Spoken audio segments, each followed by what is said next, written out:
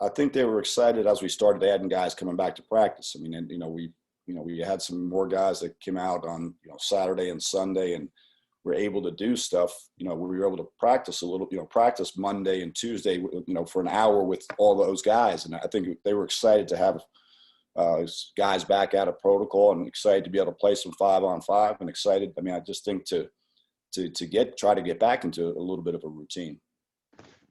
Joe, when did you actually get back to practice? And I see where there's going to be 700 students allowed at the game, and that'll be a change. Talk about those factors, if you would.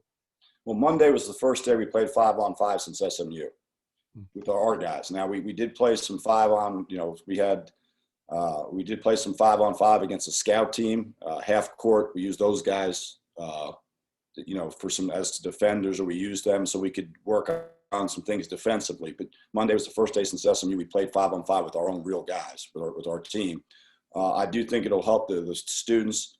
Hopefully, we'll give it a little bit better atmosphere. Obviously, we'll give it a little bit better atmosphere. And I do think for these last couple of games for these guys, maybe add some excitement in the facility. Coach, what exactly were your guys able to do? Obviously, you couldn't get together to practice, but what did your strength and conditioning staff maybe do? And some of the guys, what were they able to do on their own just to kind of keep in some sort of shape? Well, when you're in protocol, you can't. There's all different. It's all different things. But one thing we did was we were able some of the days to do where we had a manager, a coach, and a player on a basket, and they were able to shoot. So that we could, but that's conditioning, 5 straight minutes of shooting, then maybe throwing a down back. So there were conditioning components. And then Jason, even when these guys were in quarantine, was able to do some Zoom where they were able to, if they wanted to get on with him, every player had a band, a band, so they could do some stretching workouts. They had a basketball in their rooms. So that way they could do some things like that. I mean, push-ups, sit-ups if they Zoom with Jason. Once we got them back, we did reacclimate with, add some running in. But, the biggest thing is reacclimating to contact. Getting in shape, it's great to get in better shape. But then you have to also, you don't want to put them out there against UCF and they haven't, boxed out or haven't hit a screen. So most of it was individual. And then we eased back into some stuff against the scout team. And then we got enough guys to practice. Then like I said, on Monday, then we started practicing. But, being cognizant of that we haven't been practicing, so you have to shorten everything. Joe, UCF, the last 3 they played, 3 in a row, I think something like 5 or 6 wins in their last 7 or 8 games.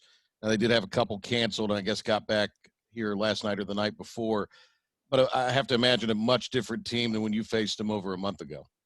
Yeah, I mean, Perry and Mahan are playing really well. Green, obviously C.J. Walker's an elite level talent. The big kid Reynolds has really been, it seems to be like he's coming along. But, when you look at the 3-point percentage of what Perry and Mahan have been shooting, and, Green has played well against us the last couple of years. With these 2 games and obviously the conference tournament kind of right here on the horizon a little bit, is that the way you approach these 2 games at all to prepare for the tournament and kind of with the aim on, that kind of in mind, or do you not worry about that yet? I think you just try to win every game you can. I mean, we're going to approach it that way. Now, like I said, we have to be a little smart with the amount of minutes, some of these guys play because, the last thing you also want to do is get guys hurt that lingers in the next season. But I mean, I just think try to win and just get some confidence.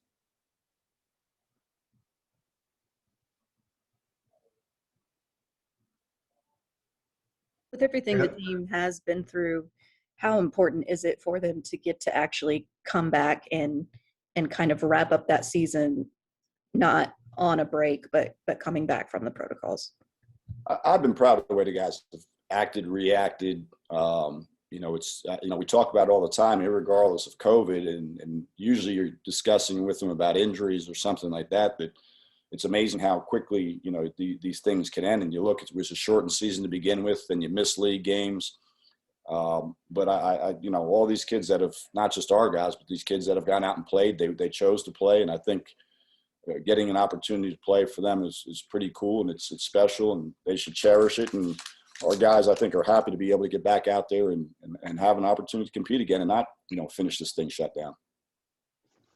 Joe, can you talk about the coaching, kind of the situation that you deal with, because there are no textbooks as far as how to deal with a several-week layoff in the middle of a season and getting players back in form to compete. Just talk a little bit about that process.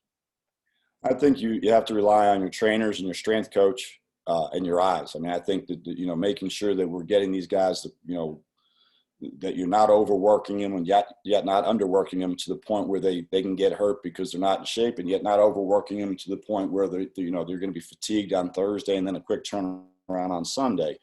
So, and I think the other thing is asking the players, how's your body feel? And we've done extra treatment. We've done extra stretching.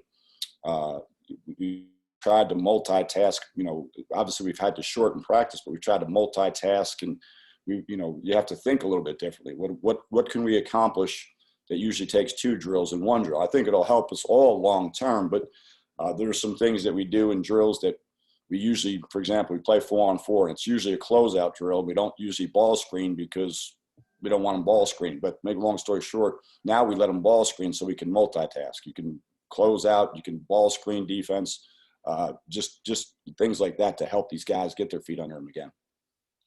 How important is it going to be just to get off to a fast start, or at least a decent start, and try to just stay in the game and not have to battle from behind early?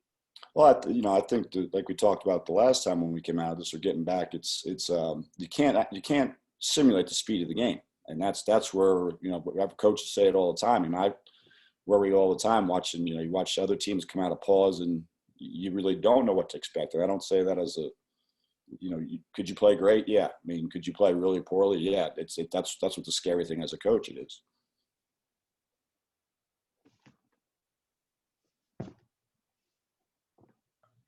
Anything else, guys? All right. Thank you, Coach. Thanks, guys.